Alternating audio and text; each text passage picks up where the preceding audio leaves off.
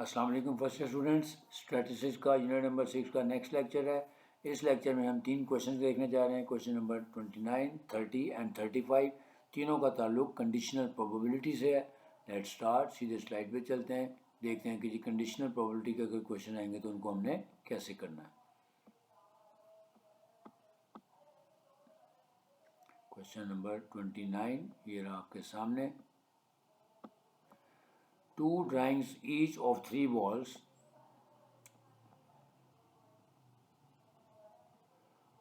are made from a bag containing 5 white and 8 black balls। ठीक है, एक box है जिसमें टोटल 13 बॉल्स हैं, जिसमें 5 वाइट हैं और 8 ब्लैक बॉल्स हैं।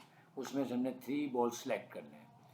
The balls are not being replaced before the next try. यानी जब आपने पहला बॉल ड्रॉ कर लिया उसके बाद उसको रिप्लेस नहीं किया, मिसाल के तौर पे यानी कि पहले 13 में से आपने एक बॉल निकाल लिया तो उसको रिप्लेस कर देंगे तो जो नेक्स्ट ड्रॉ होगा उसमें 13 में से नहीं, वो 12 में से आएगा। फिर इसी तरह जब तीसरा बॉल हम ड्रॉ करेंगे तो वो 12 की बजाय 11 में से निकलेगा। इसका ये मतलब है कि जब भी लिखा हो नॉट रिप्लेस तो इसका मतलब है जो बॉल आपने पहली दफ़ा ड्रॉ कर लिया या दूसरी दफ़ा ड्रॉ कर लिया उसको आपने रिप्लेस नहीं करना। जो नेक्स्ट ड्रॉ होगा वो पहले से कम बॉल्स में से लिया जाएगा। ठीक है। What is the probability that the first draw will give 3 white balls and second draw will give 3 black balls. इसको कहते हैं कंडीशनल प्रोबेबिलिटी, जिसमें इफ़ का वर्ड आ जाता है। देखिए, what is the probability that first draw will give this and second, यानी इसमें कंडीशन लगा दी कि जो हमने पहले ड्रॉ किया है उसमें से तीनों वाइट बॉल्स होंगे।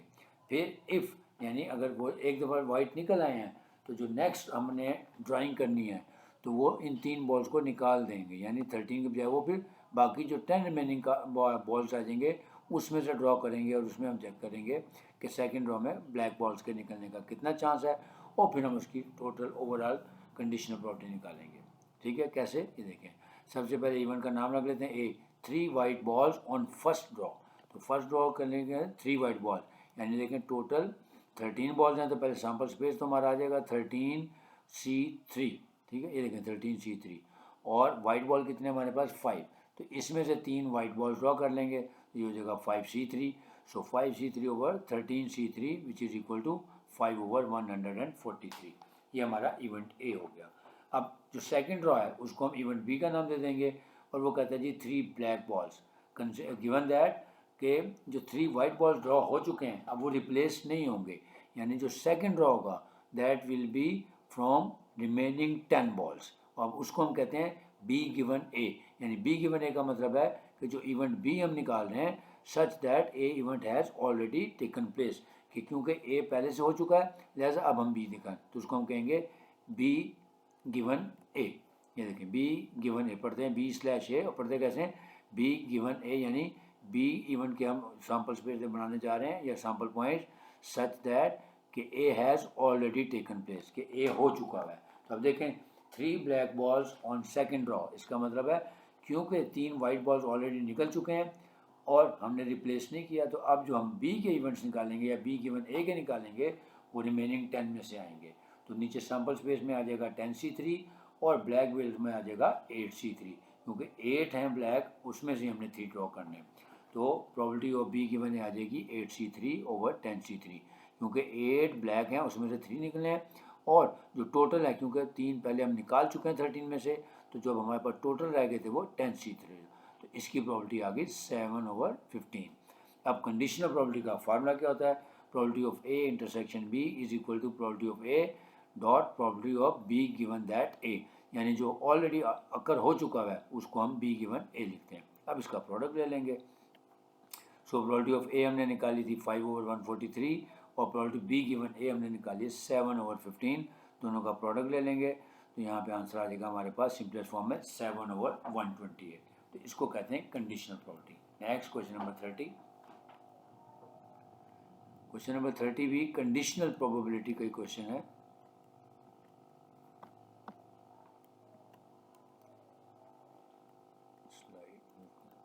अब जो क्वेश्चन नंबर 30 है उसमें लिखा हुआ है 3 balls are drawn successfully from a box containing 6 red and white balls and 5 blue balls। यानी अब नया अगेन टोटल 15 बॉल्स हैं हमारे पास जिसमें से 6 रेड हैं 4 वाइट हैं और 5 ब्लू हैं और इसमें से हमने 3 बॉल्स ही ड्रॉ करने हैं।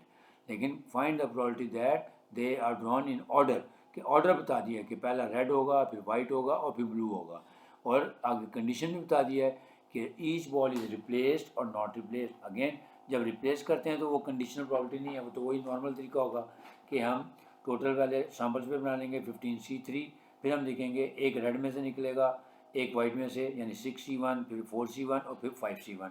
तो पहले में क्योंकि रिप्लेसमेंट हो रही है तो पहले तो सिंपल है, तो देखें इवेंट ए का नाम रख लेते हैं। ऑर्डर हमें बताया हुआ कि रेड, फिर वाइट, फिर ब्लू व्हेन रिप्लेस्ड। इसका मतलब है पहले देखें रेड में से एक निकलेगा 6C1 और टोटल हमारा 15C1 था, फिर रिप्लेस हो गया, फिर जो वाइट में से निकलेगा 4C1 और 15C1, फिर ब्लू में से निकलेगा 5C1 ओवर 15C1। क्योंकि प्रोडक्ट है, इन सबको मल्टीप्लाई कर देंगे तो हमारा आंसर आ गया 8/225। अब जब नॉट रिप्लेस्ड आ जाएगा तो इसका मतलब है कि जो पहला बॉल हमने निकालना है वो 15 में से निकलेगा, फिर दूसरा बॉल जो निकलेगा वो 14 में से निकलेगा क्योंकि रिप्लेस नहीं हुआ, फिर जो तीसरा बॉल होगा वो 13 में से निकलेगा। ठीक है, यानी इवेंट बी का हम कैसे निकालेंगे, ऑर्डर वही रहेगा रेड वाइट ब्लू, लेकिन नॉट रिप्लेस। तो टोटल हमारा चेंज हो जाएगा, पहला 15 आएगा, फिर 14 आएगा और फिर 13 आएगा, बाकी प्रोसेस वही होगा।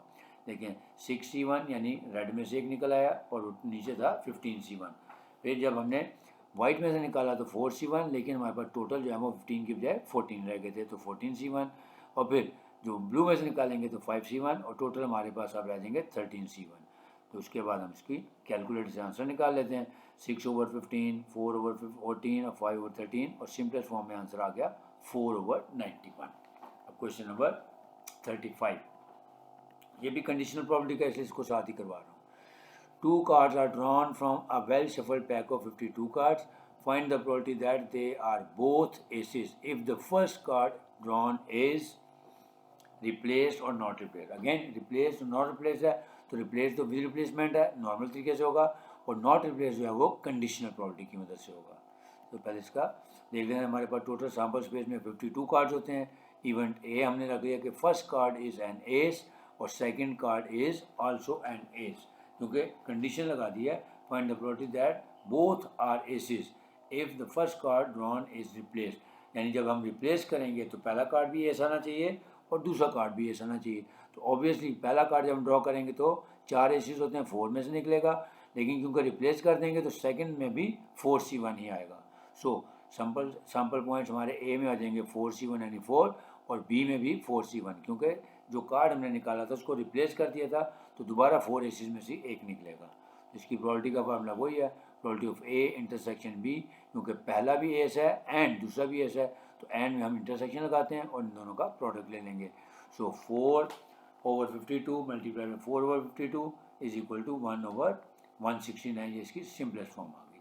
अब नॉट रिप्लेस में क्या होगा, पहला कार्ड जो निकलेगा वो 4 में से निकलेगा और दूसरा कार्ड जो होगा वो 3 में से निकलेगा। ये देखें probability of A intersection B, probability of A और into probability of B given A, यानी ए क्योंकि ऑलरेडी अकर हो चुका है जैसा उसी एतबार से करेंगे। तो पहला तो 4C1 आ गया यानी 4/52, लेकिन जो दूसरा कार्ड होगा वो क्योंकि एक कार्ड जो आपने ऑलरेडी निकाल लिया है तो बाकी रह जाएंगे 3 एसेस, तो और टोटल भी हमारा 52 की बजाय 51 रह जाएगा। तो सेकंड जो बी गिवन होगी उसकी प्रोबेबिलिटी होगी 3/51, और उसको भी सिंपलेस्ट फॉर्म में निकालेंगे तो 1/221। तो ये था हमारा वीडियो लेक्चर जिसमें हमने क्वेश्चन नंबर 29, 30 और 35 देखा। तीनों का ताल्लुक कंडीशनल प्रोबेबिलिटी से था। उम्मीद है आपको समझ आया होगा। अगर आपको वीडियो अच्छी लगी है तो काइंडली इसको लाइक भी करें और शेयर भी करें, और जो लोग फर्स्ट टाइम लेक्चर देख रहे हैं उनसे रिक्वेस्ट होगी कि चैनल को सब्सक्राइब कर लें ताकि आइंदा आने वाली वीडियोस आप तक खुद ब खुद पहुँच जाएँ। इजाज़त चाहूँगा। अल्लाह।